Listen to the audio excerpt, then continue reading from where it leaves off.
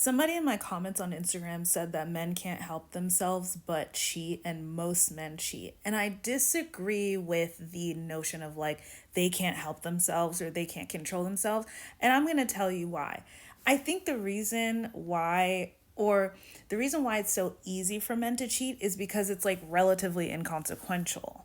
Like they don't lose their families for the most part. For the most part, they're forgiven, especially by the time they have businesses, families, children, like all these other responsibilities. Like it's almost like the more the cheating would actually be devastating, the less likely it is that there's consequence for it, which I find like deeply ironic.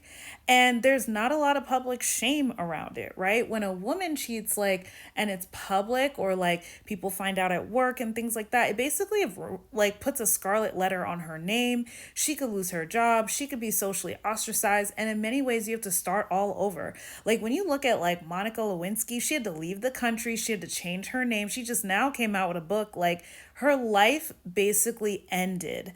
Mind you, she was groomed, right? She was groomed and in a power dynamic that was not equitable or reciprocal. But she really took the hit for that.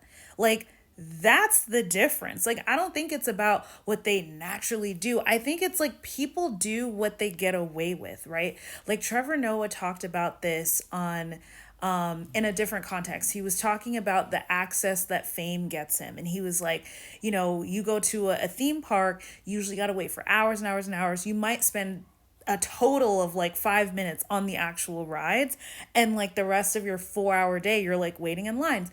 But what you don't realize is that that waiting period is actually what makes a great theme park. And theme parks are designed the waiting periods are integrated into the design basically and what curates the experience.